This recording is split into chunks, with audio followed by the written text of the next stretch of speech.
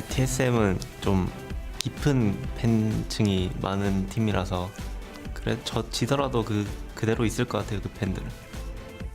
그냥 저희 팀은 뭔가 게임을 이겨도 뭐 막 게임이 너무 이지하게 뭐 지루하게 진행됐다 뭐 이런 식으로 이겨도 반응이 별로고 지면은 더 막 까고 그러니까 뭘 어떻게 해야 될지 잘 모르겠어요.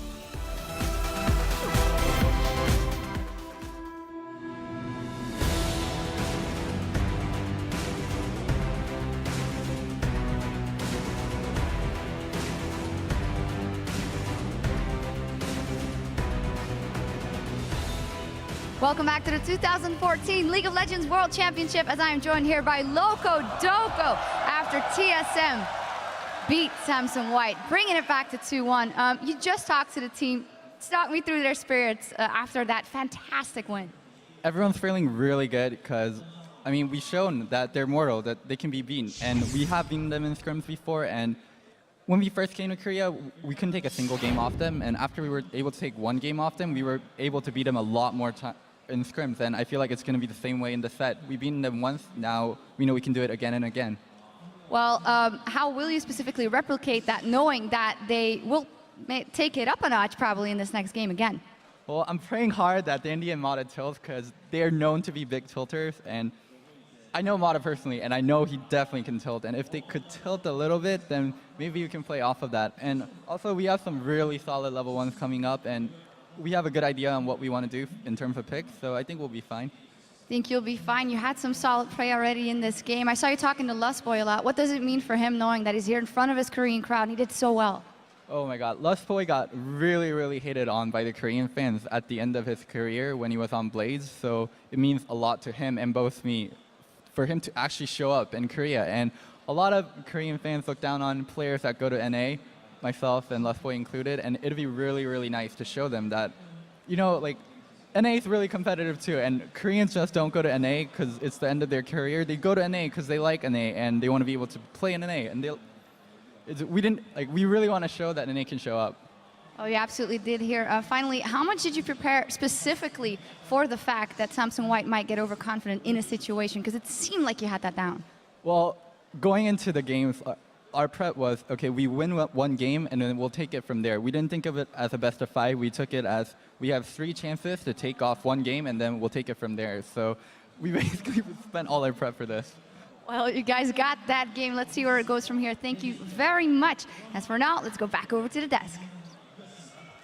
Thank you very much, Sharks. Teams are loading in for our 4th match, and for TSM, as we said, they scored their first win in the series, but their backs are against the wall. They cannot afford any more mistakes. We'll see how well that prep has gone in, considering, like I said, they wanted one, and see where it went from there. Double lift. We don't have a lot of time, so briefly talk to me about Wild Turtle. He's been up in CS all 3 games at the 10-minute mark.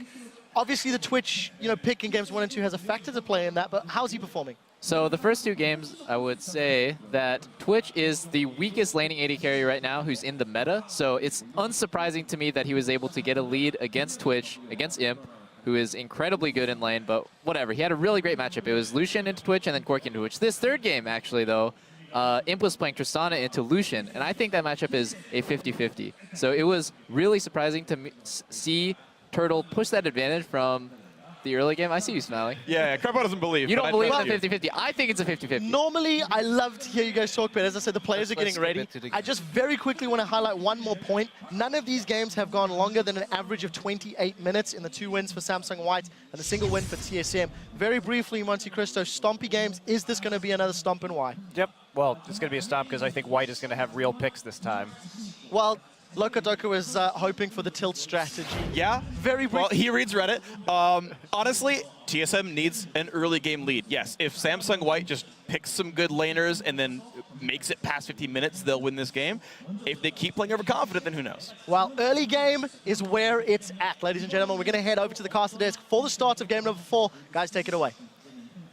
Thanks again, gentlemen. And considering Samsung White coming out of that, along with the coach, as you said, they cannot be happy. That is the first game they've dropped in this entire world games, all the games. The chance of a perfect world is over. And honestly, during that game, I can only imagine how strict the coach was probably for Samsung White after that game, because yes, TSM was able to capitalize on an early game. That wasn't the Samsung White we were typically seeing, and now that they have to switch back into their super serious mode, you can't always turn it off and on. We see it all the time in sports. Teams that turn it off sometimes have trouble getting back to that championship point. And Loco Doco was talking about how there's certain players under pressure, maybe can tilt a little bit, and that's, I would actually imagine to see TSM put a lot of focus on trying to get Mata and Dandy down, like they did in this game. Win the early game and just invade onto Dandy over and over. This could be that bottom lane gank everything game, because normally Mata's ward control is completely perfect in the bottom lane.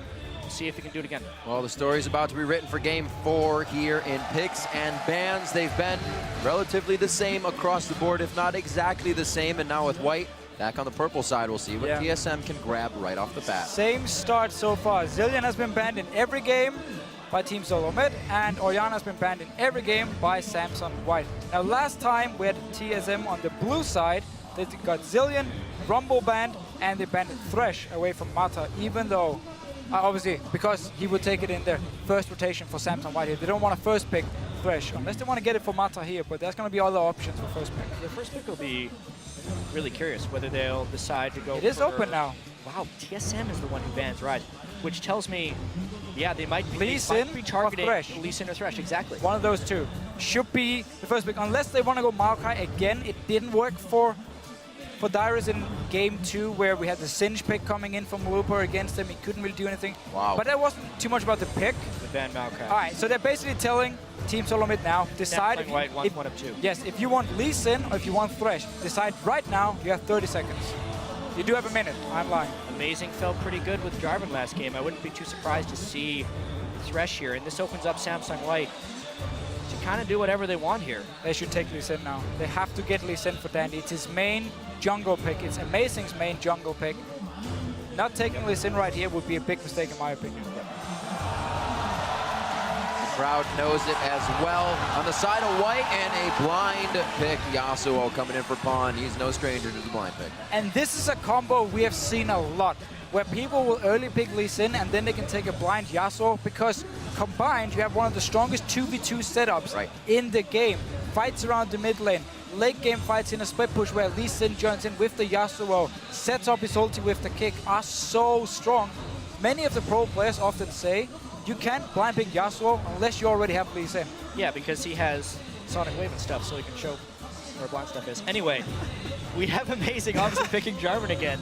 And I really wonder if we're going to see something like a talent from Bjergsen, something that can also go super all in. But obviously Kha'Zix is available. Like, it's a good pick for him, and I think it's a much safer thing. In all the games, it's been picked away from him to push him on Jarvan. It's a very comfortable chance for TSM here. And also we get Lucian once again for Wild Turtle. He wants these like mid-game AD carries, and it's been paying off because he's been doing a good job early game.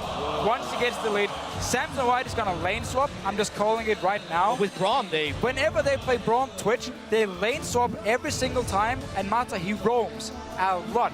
Teams actually in Korea ban it against him often just because they're afraid of his roam early game in the lane swap. Now, is that something that TSM wants to match, or they stay bottom, keep dragging? Go bottom lane, have your dragon control, fast push the lane again, get the CS lead for Wild Turtle. This time around though, don't fall too far behind in the jungle, in the mid lane, in the top lane. That's all that matters for them. It's obviously gonna be harder than just... Yeah. The big thing is Lee Sin is such an early game insurance policy. Yeah. He's almost always going to bring enough pressure into the game to make it so Samsung White shouldn't fall hideously far behind in the laning phase, especially if Dyrus is starting to pick something like Mundo. We get into some murky water here. Oh, you don't really want to play Mundo against the Yasuo. You want Mundo against double AP comps. We already have 3 physical damage dealers on the side here of Samsung White. That can be very, very risky. The reason Mundo is not so strong against physical damage comps is because they have sustained damage, so he doesn't have time to regain his HP, and he cannot early build a Spirit Visage normally because he needs the armor as fast as possible. Quite a brutal composition now from Samsung White. We actually see Looper bringing out the Kale. Does have a few plays on that, but looks like he's going to take things into his own hands this game. And we are looking at comfort picks for Samsung White now all around. This is a very standard Samsung White comp. Yasuo is one of the best mid laners they have. Twitch, of course, for him. And you have the Lee Sin, the champion Dandy's known for himself. Like, they have completely switched up the pick and ban phase here. There is no risky picks anymore. This Yeah. is comfort picks all around. The only risk with Samsung White's composition here is it has a lot of execution complexity. We've seen Right. Twitch Kale compositions have trouble finding the right type of team fights, specifically the White Shield versus Cloud9 game that ended up tying that group at the top.